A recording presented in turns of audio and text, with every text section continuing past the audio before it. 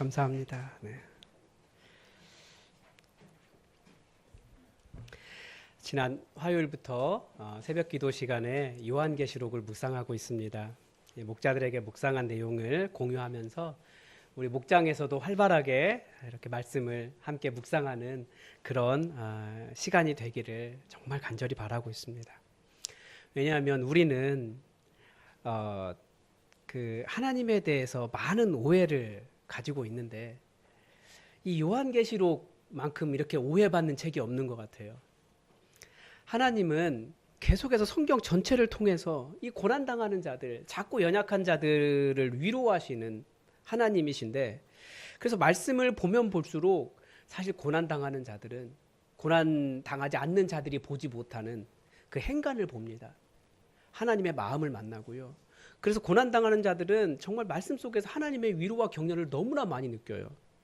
그런데 이상하게도 요한계시록에만 오면 하나님의 위로와 격려를 받는 것이 아니라 두려움을 가져요. 희한하죠. 갑자기 하나님이 변하신 것도 아닌데. 요한계시록을 두려워하는 이유가 있습니다. 요한계시록이 뭐 이 세상의 종말에 대해서 이야기할 것 같아요. 그래서 아마겟돈 뭐 이런 거 있잖아요. 666 뭐 이런 거.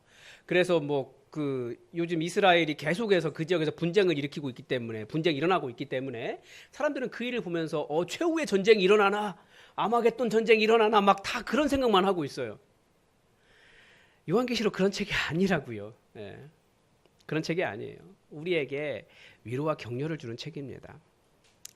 또 왜 그런 두려움을 갖게 되었을까 생각해 보니까 세상의 문화들이 그런 그 뭐라고 할까, 요한계시록에 나와 있는 단어들, 상징들을 통해서 어떤 소설을 많이 쓰더라고요. 저희 딸이 보는 그 핸드폰으로 보는 뭔가가 있는데 거기에도 뭐 666 뭐 이런 거 나오고 그러면서 요한계시록에 대한 오해를 가지고 있어요. 아주 심각한 전쟁이 일어날 것처럼 뭐 그렇게 이해합니다. 지금까지 교회는 그래서 그 뭐라고 할까요? 요한계시록을 통해서 미래를 보고자 한 거예요. 이제 곧 주님 오시나? 어떤 징조를 통해서 주님이 오시는 것을 알 수 있을까? 나는 이 종말의 징조는 어떻게 드러나나? 남은 모르는 그런 어떤 영적인 진리를 나는 알 수 있을까? 이런 마음으로 요한계시록을 읽기 때문에 자꾸만 두려움의 책, 미래를 밝혀보려고 하는 무슨 그 주역 같은 뭐 그런 책으로 읽으려고 해요. 성경을 그런 식으로 보기 시작하면 성경에 있는 상징들이나 어떤 비유의 말들이 전부 다 이상하게 해석이 될 수 있습니다. 그래서 많은 이단들이 다 요한계시록을 통해서 나왔어요. 잘 아시지만 이단 신천지는 그 분명히 성경은 말씀을 먹은 자는 요한이에요. 그런데 그 말씀을 먹은 자가 이만이다 그러면서 말씀을 이만희가 먹었으니까 이만희가 해석해 주는 대로 따라야지 구원받는다 이렇게 이야기해요. 아니 성경을 조금만 읽어보면 이만희가 먹은 게 아니고 요한이 먹었다니까요. 근데 그게 분별이 안 되는 거예요. 성경을 따로따로 끊어서 읽으니까. 그리고 또 설교하려면 꼭 이런 은혜가 있더라고요. 지난주에 그 신천지와 어쨌든 뭐 사촌관계쯤 될 것 같은 어떤 장막성전이라는 곳에서 교회에 편지를 보냈어요. 제가 웬만하면 그런 거 오면 다 그냥 버리는데 딱 설교가 맞을 것 같다 열어봤죠. 그랬더니 재밌는 내용이 써 있더라고요. 재림 예수 믿어야 구원받는다 그렇게 써 있었어요. 재림 예수가 그 충북 보은에서 태어났는데 70년도에 옥사했습니다. 사기치다가 걸려가지고 옥사를 했는데 그걸 기존 교회가 핍박해서 고난받은 종으로 그리고 있고요. 그리고 양재동에 건물을 세웠어요. 양재동에 가보면 공원 옆에 있거든요. 장막성전이라고. 근데 자기들이 건물 세워놓고 이게 하늘에서 내려온 새 예루살렘이다 이렇게 부르는 거예요. 생겼잖아요. 갑자기 없다가. 그러니까 건물 딱 세워놓고 여기가 새 예루살렘이다 이렇게 부르는 거예요. 그래서 그 안에 들어와 있어야만 하나님이 거기에 임하셔서 다시는 사망이 없고 애통하는 것이나 아픔이나 천국이 이루어질 것이다. 애통하는 것이나 그런 것이 없이 천국이 이루어질 것이다. 이런 내용을 보냈더라고요. 그래서 재림 예수를 믿어라 하고 교회에 편지를 보냈어요. 다 무슨 문제입니까? 이게 요한계시록을 어떻게 보느냐에 따라 다른 거예요. 그 관점의 문제인 거죠. 근데 왜 이런 요한계시록에 오해가 있느냐? 이게 사실은 소위 건강한 교단이라고 말하는 곳에서도 다들 요한계시록에 대한 오해를 가지고 있기 때문에 그래요. 우리가 잘 알지만 지금은 뭐 그렇지 않지만 1992년 10월 28일인가요? 다 기억하시죠? 휴거 일어난다고. 아, 그때 안 태어나신 분들도 좀 계시네요. 지금 오늘 청년부랑 같이 예배드리다 보니까. 그날 정말 난리가 아니었잖아요. 그 밤에 TV에서 생중계하고 하늘 막 비치면서 진짜 예수님 다시 오시나 난리가 났었어요. 근데 그게 어디서 시작한 줄 아십니까? 감리교 목사님에게서 시작됐어요. 그 목사님이 공부도 잘했고요. 책도 번역했고요. 아주 유명했어요. 그래서 교회들마다 그분 초청해서 집회하면서 예수님 언제 오시나 그 날짜 계산하고 있었다고요. 그러니까 건강한 교회라고 하는 교단들이 그러고 있으니까 이단도 막 난리가 나는 거고. 여러분 밀레니엄 또 기억 못하는 애들이 우리 청년들이 있는데 밀레니엄 뭐 시계가 어떻게 되고 노스트라다무스 어떻게 되고 그 다 어디서 나왔어요? 그거 저 하나님의 교회 있잖아요. 걔네들이 퍼뜨린 거예요. 왜요? 공포를 줘야 이단들은 자기들 마음대로 사람을 조종할 수 있거든요.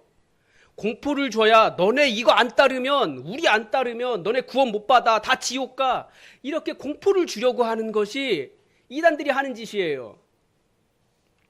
그런데 그런 일이 건강한 교단에서도 있다고요. 예를 들면 빌리 그레엄 목사님 아주 훌륭하신 복음 전도자시죠. 그렇지만 세상 돌아가는 일들을 계속해서 보면서 그 러시아가 핵무기 개발했다 아니면 뭐 우주 유인선을 보냈다 이럴 때마다 이거 하늘의 용이 그 교회를 공격하고 세상을 무너뜨리려고 하는 일이다. 왜냐하면 냉전 체제였으니까. 그러면서 요한계시록을 이렇게 해석을 했고요. 최근에 와서는 이제 이 통합의 문제 그러면서 UN 세계 통합, 세계 대통령, 그때 WCC 종교 통합 이러면서 공격하기 시작했어요. 두 용이다. 한국 교회 와봤더니 이제는 뭐 이제 또 다른 용이 나타나고 있죠. 그러니까 건강한 교단들도 다들 이 두려움이 있어요. 요한계시록을 통해서 이 시대를 읽어서 미래의 두려움을 극복하고 구원의 길을 찾아보고자 애를 썼다라는 거예요. 이런 두려움이 다 뭐냐면 잘해서 내가 구원받아야 하는데 이거예요. 딱 이제 여러분들 정도 되면 이게 무슨 말인지 아실 거예요. 구원은 내 공로로 받는 게 아니에요. 왜 계속해서 제가 예수 영접 모임 해야 된다라고 이야기하냐면 우리가 신앙생활을 오래 했지만 사실은 내가 잘해서 구원받는다고 생각해요. 그러면 두려움에 빠질 수밖에 없어요. 여러분이 잘하면 얼마나 잘할 수 있을까요? 하나님이 보시기에 우리가 잘한다는 것이 어디서 얼만큼 차이가 있을까요? 내가 남보다 저 사람보다 좀 잘할 수 있을지 모르겠지만 하나님의 기준으로 보면 뭐예요? 거기서 거기예요. 하나님은 우리가 상상할 수 없을 정도로 거룩하신 분이라니까요. 근데 그분이 보시기에는 이 사람이나 똑같이 보이는 거예요. 그런데 우리 안에서 갑자기 나는 잘하고 너는 못하고 그러니까 그거 잘해가지고 구원받으려고 하는 그런 생각 때문에 이렇게 뭐 바코드 그때는 그랬어요. 다미성교회 때는 바코드 받으면 구원 못 받는다. 요즘은 베리칩 받으면 구원 못 받는다. 요즘은 베리칩 씌우면 요즘은 WCC 가입하면 구원 못 받는다. 뭐 이런 식의 두려움을 계속 만드는 거예요. 정말 우리의 모든 죄를 다 속하신 예수 그리스도의 능력은 다 사라져버리고 내가 했느냐 안 했느냐 그 작은 거 가지고 구원 받냐 못 받느냐를 결정하려고 두려움을 심어주고 있는 거예요. 그게 요한계시록이 맞냐고요? 아니라는 거예요. 그래서 요한계시록을 묵상하는 이 한 달여 동안 이 요한계시록에 대한 건강한 관점을 갖기를 바라는 마음으로 여러분 같이 묵상하셨으면 좋겠어요. 주일 설교에도 원래 설교와 성경 공부는 다르거든요. 교회 성경 공부가 계속 개설이 되잖아요. 성경이 읽어진 애도 생기고 예수 영접 모임도 있고 생명의 삶도 이제 가을 되면 열릴 것이고 그리고 복음 기초반도 있어요. 성경은 거기 가서 공부하시는 거예요. 성경 공부와 설교는 달라요. 그러니까 여러분 열심히 가서 공부하십시오. 많이 개설되니까. 그래서 이제 설교와 그렇지만 설교와 성경 공부가 다르지만 앞으로 한 달여는 요한계시록을 묵상하는 동안에는 성경 공부와 설교의 중간쯤 되는 설교를 해보려고 해요.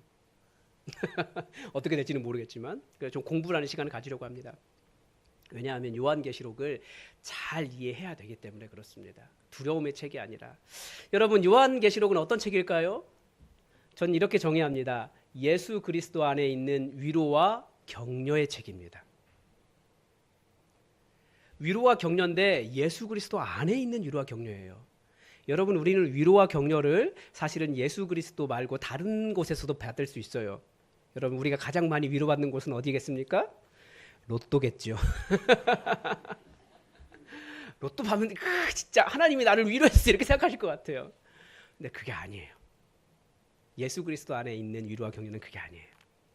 혹은 누군가 정말 내가 간절히 사랑하는 사람이 나를 위로해주는 그런 말 속에서 위로와 격려를 받을 수도 있어요. 그것도 위로와 격려가 맞아요. 그렇지만 요한계시록은 예수 그리스도 안에 있는 위로와 격려에 대해서 이야기하는 책이에요. 여러분을 두렵게 해서 너 이거 못하면 구원 못 받아라고 여러분을 공포에 빠뜨리는 책이 아니라는 거예요. 그런 의미에서 또 이해해야 되는 말이 계시라고 하는 단어입니다. 계시. 이제 새벽 설교 시간에는 말씀을 드렸는데요. 우리가 계시라고 하는 단어를 들으면 우리는 미래를 생각해요. 예언처럼 생각한다고요. 근데 계시는 무엇이냐? 성경이 말하는 계시는 예언이 아닙니다. 물론 요한계시록 안에 미래에 대한 내용이 나옵니다. 종말에 대한 내용이 나옵니다. 그렇지만 주된 관심은 현실에 있어요. 현실을 어떻게 살아가느냐가 우리의 미래를 결정할 수 있기 때문에 현실에 관심을 두고 있어요. 계시는 무엇이냐? 그런데 우리가 어려움 당하면 여러분 그런 생각하지 않으십니까? 도대체 하나님은 뭐 하시지? 내가 열심히 기도하고 있는데 도대체 하늘은 무슨 일이 일어나고 있는 거지? 우리 모르잖아요. 덮여 있어요. 하늘은 모른 채로. 계시는 우리가 기도할 때, 우리가 이 땅에서 고난당할 때, 우리가 말씀을 따라갈 때, 우리가 교회를 이루어갈 때 하늘에서는 어떤 일이 이루어지는가를 열어주는 게 계시예요. 그러니까 지금 여러분 하늘에서는 어떤 일이 일어나고 있을까요? 우리 모르잖아요. 그렇지만 우리 분명히 아는 것이 있어요. 우리 하나님께서 우리의 예배를 받고 계시고 천군 천사들이 우리와 함께하고 있고 성령님께서 우리와 함께하고 계십니다. 이것을 조금 더 밝히 보여주는 게 계시라고 하는 말이에요. 미래에 대해서 관심을 갖고 미래에 어떤 일이 일어날 것이다 이걸 말하려는 것이 아니라는 거예요. 계시는 감춰진 하늘의 일들을 밝혀준다, 열어준다, 덮인 것들을 열어준다 이런 뜻이 계십니다. 그래서 현재에 관심이 있습니다. 하늘에서는 하나님은 천사들은 어떤 일을 하는지. 그래서 그 교회가 요한계시록의 그 교회가 핍박당하고 있었는데 그 성도들이 하나님의 말씀과 복음 때문에 고난당하고 심지어 죽기까지 하고 있었는데 그때 어떤 일이 일어나는지 하늘의 일들을 보여줘요. 그러니까 그 요한계시록에 나오는 무서운 말들 있죠. 뭐 배가 뭐 3분의 1이 다 깨지고 뭐 지진이 일어나고 막 그 하늘이 어두워 그런 거 있잖아요. 그게 왜 일어나는 일이에요? 여러분들에게 두려움을 주려는 것이 아니라 그 성도들이 고난 가운데 기도할 때 하나님께서 성도들을 지키기 위해서 하시는 일들이에요. 그러니까 우리에게 두려움이 되는 일이 아니라 저쪽에게 두려움이 되는 일들인 거예요. 그런데 우리는 교회는 자꾸만 우리에게 두려움을 주는 일로 읽으려고 해요. 그게 아니고 하나님이 이렇게까지 우리를 지키고 계신다. 그걸 보여주려고 그런 두려운 말들을 기록해 놓은 것입니다. 또 하나는 요한계시록은 계속해서 두 세계를 대조하고 있어요. 두 세계. 그러니까 우리의 현실은 두 세계의 영향력 아래 있거든요. 하나님은 하나님의 영향력이고 하나는 하나님의 영향력이고 또 다른 하나는 사탄의 영향력이에요. 이 두 세계를 계속해서 대조하고 있어요. 그리고 이 두 세계가 그대로 그 세계가 우리의 삶에도 나타납니다. 그게 교회와 바빌론이에요. 바벨론은 유다를 무너뜨린 이스라엘의 성전을 무너뜨린 나쁜 세력이죠. 그래서 그 당시에 교회를 무너뜨리려고 그렇게 핍박을 하고 그랬던 로마의 정부를 뭐라고 할까요? 이렇게 비유하는 말로 바벨론이라고 쓴 거예요. 왜냐하면 당시에 로마가 황제를 우리가 도마가 예수님에 대해서 고백한 거 있잖아요. 나의 주, 나의 하나님. 이라고 하는 그 표현을 로마 황제에게 쓰도록 했어요. 그 황제에 대해서 나의 주, 나의 하나님이라고 황제를 숭배하지 않으면 직장도 못 가져요. 사회생활을 할 수가 없어요. 그래서 쫓겨나고 가난해져요. 심지어 죽기도 해요. 그런 상황 속에서 교회를 무너뜨리는 세력이 당연히 로마 정부로 보이는 거죠. 그래서 그것을 바벨론이다 이렇게 적어놓은 거예요. 그런데 왜 사람들이 바벨론 속에 살아갑니까? 우리도 그렇잖아요. 그 속에 살아갈 때만이, 그 속에서 잘 적응할 때 살아가는 것이 있어요. 우리는 그걸 바벨론의 영광이라고 부르죠. 그런데 교회는 바벨론의 영광 추구하지 않고 예수 그리스도의 영광을 추구한다. 이것을 말하고 싶었던 것이 요한계시록이에요. 바벨론의 영광 추구하지 않아도 우리 얼마든지 잘 살 수 있다. 왜냐하면 이기는 자, 승리하신 자는 우리 주님이시기 때문이다. 이 믿음을 가지고 세상을 바라본 것이, 나 바벨론에 승리하지 않아도 돼. 예수님 안에 승리하면 돼. 이것을 말하고 싶었던 것이 요한계시록입니다. 그런데 우리 다시 말씀드리지만 바벨론에는 영광이 있어요. 그게 잘 사는 것이라고 생각하기 때문에 그렇습니다. 그래서 우리가 요한계시록 안에서 우리가 바벨론을 잘 분별할 수 있어야 돼요. 우리 지난주에 7교회에 대한 이야기를 보았습니다. 아직 교회가 다 끝나지 않았어요. 내일까지 나와요. 7교회라고 말하지만 성경을 잘 읽어야 돼요. 거기에 보면 7교회 등이라고 써 있어요. 그러니까 7교회만 이야기하는 것이 아니고 모든 교회에게 다 보내는 편지예요. 교회 안에 바벨론이 들어와 있다. 그 바벨론 분별해야 교회가 살아남을 수 있다. 이거 이야기하고 싶은 거예요. 그리고 귀 있는 자들은 성령이 교회들에게 하시는 말씀을 들을지어다 라고 말하고 있잖아요. 그러니까 모든 교회에게 하는 말이에요. 딱 그 교회만 아니라. 그래서 교회론에 대한 이야기인 거죠. 자, 예배소. 처음에 예배소 교회에서 시작하죠. 자, 예배소 교회 안에는 어떤 바벨론이 있었습니까? 그 교회는 다 잘하는 교회였어요. 논리적으로, 신학적으로, 또 우리 안에 있는 잘못된 것들과 도덕적으로 나쁜 것들을 다 밝혀내는 아주 잘하는 교회였어요. 그런데 하나님께서, 예수님께서 그 잘하는, 모든 것이 완벽한 잘하는 교회에 책망을 하시는데 첫사랑을 회복하지 않으면 내가 촛대를 옮겨버리겠다 그렇게 말씀하셨어요. 그 촛대가 교회를 의미하거든요.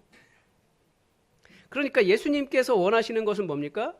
교회가, 우리 항상 그런 고민이 있잖아요. 교회 망하게 되면 어떠지? 없어지면? 교회가 잘해서가 아니라 사랑이 없으면 망한다는 거예요. 그게 바벨론이에요. 우리는 다들 나름대로 사랑이 있다고 생각해요. 굉장히 마음이 넓잖아요. 그래서 교회 안에 누군가가 실수를 하면 사람이 그럴 수 있지라고 용납을 잘 합니다. 그런데 그것은 사랑이라고 말할 수 없어요. 사실 세상도 다 그렇게 해요. 사랑은 뭘까요? 그런 실수를 해도 그 사람이 그냥 사랑스러운 거예요. 교회 안에서 졸고 있어도 그 사람이 사랑스러운 거예요. 누군가를 바라보면, 교회 안에서 누군가를 바라보면 그 눈이 어떻게 돼야 돼요? 그 소위 그런 거 있잖아요. 눈이 하트 뿅뿅 하는 눈. 그렇게 되는 게 교회라고요. 자, 그럼 이제 한번 해봐야죠. 자, 옆에 있는 사람 바라보십시오. 자, 어떤 눈으로 바라보고 계십니까? 저 바라보지 말고 옆에 있는 사람을 보시라고요. 옆에 있는 사람들.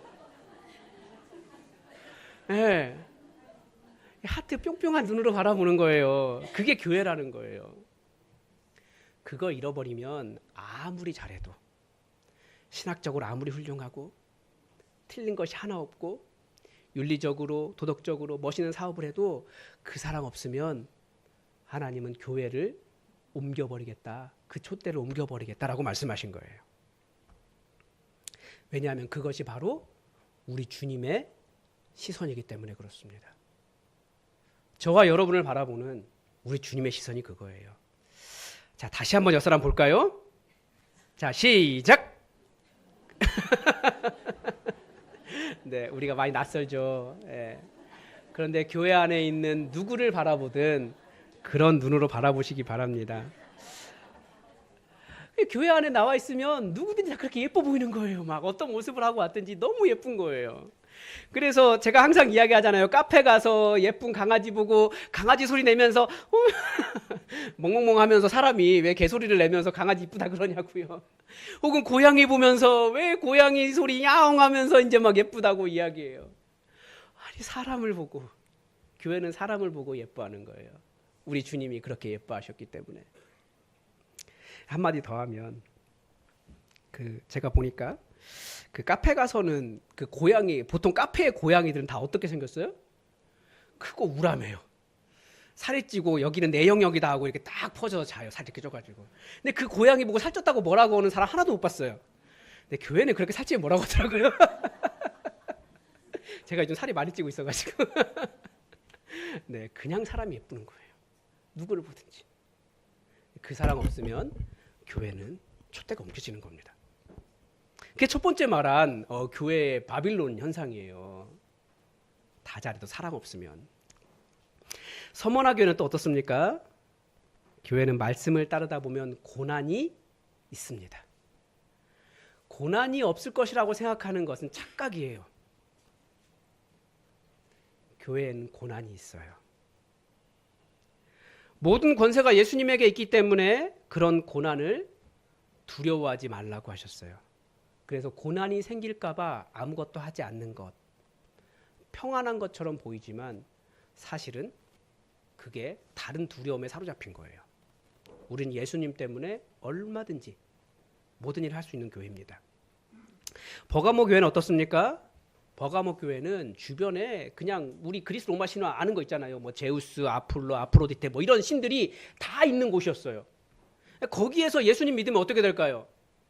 저 사람 예수 믿어? 쫓겨나는 거예요. 직장 잃는 거예요. 못 살아요. 그래서 버가모 교회는 가난한 교회였어요. 사람들은 어리석다고 말했겠죠. 조금만 타협하면 잘 살 수 있는데. 그런데 예수님은 세상이 알 수 없는 만나를 너희에게 먹여주겠다. 먹고 사는 문제가 그 우상을 섬기는 데 있지 않고 예수님 섬기는 데 있다라는 것을 가르쳐 주셨어요.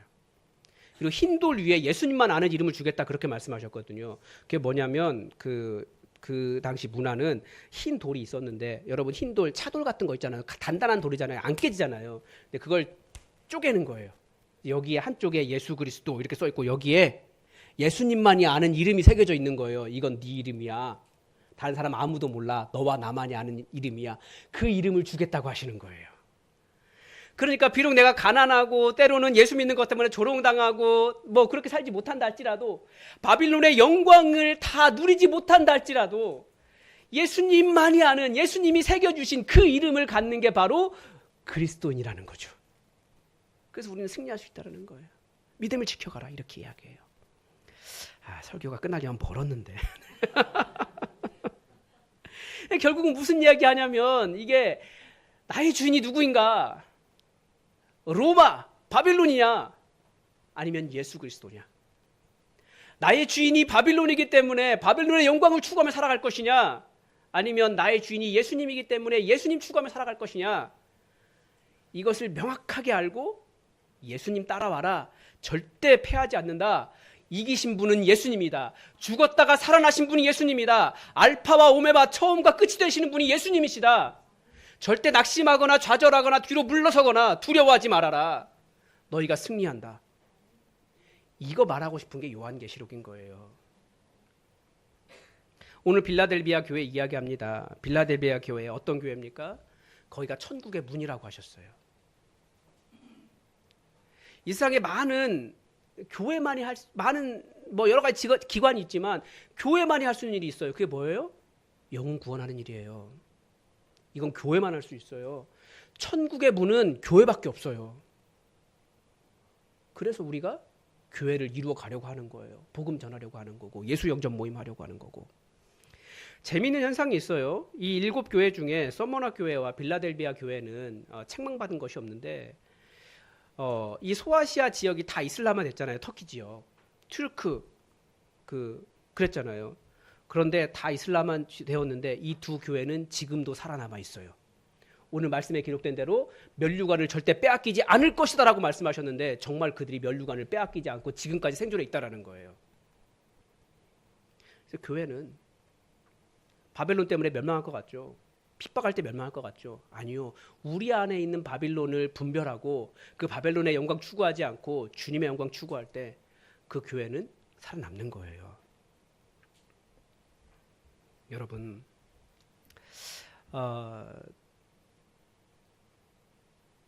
우리 이제 다시 한번 요한계시록의 말씀을 묵상하는 한 주간 속으로 들어갑니다.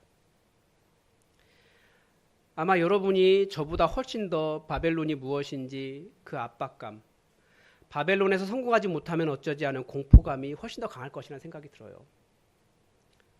물론 그렇다고 저에게도 그런 공포감이 없는 것은 아닙니다. 그런 바벨론에서 성공하지 못할 것 같은 두려움이 다가올 때마다 예수님이 누구신지 다시 한번 묵상하는 그런 말씀 묵상의 시간이 되시길 바랍니다. 예수님이 어떤 분이신지 알려면 성경으로 들어가야 돼요. 이 한 주간 정말 요한계시록을 묵상하면서 예수님은 내가 살아가는 바벨론에 대해서 어떤 말씀을 하시고 우리가 어떻게 견디고 이기기를 원하시는지 그 뜻을 찾아갈 수 있기를 바랍니다. 바벨론에서 성공하면 망합니다. 예수님 안에서 견디면 승리합니다. 이거 기억하고 이 한 주간 말씀을 깊이 묵상하는 한 주가 되기를 바랍니다. 기도하겠습니다. 하나님, 오늘 다시 한번 요한계시록을 바라봅니다. 두려움의 책이 아니라 우리에게 격려와 위로 주시는 예수님의 말씀으로 읽습니다. 이 한 주간 다시 한번 요한계시록의 말씀을 깊이 묵상하면서 우리에게 위로 주시고 힘 주시는 주님의 은혜를 제대로 알고 우리의 신앙이 바벨론의 영광, 바벨론의 성공을 추구하는 것이 아니라 그리스도 안에 있는 영광을 추구하는 천국의 삶이 될 수 있도록 도와주시옵소서. 모든 것 감사드리며 예수님의 이름으로 기도드립니다. 아멘. 예, 오늘은 설교 찬양 하지 않고 여러분 우리 이번 주부터 여름 성경학교가 시작되는데 우리 가들리 선생님들 전산인 선생님이 나오셨습니다. 여러분 우리 특송 듣겠습니다. 네.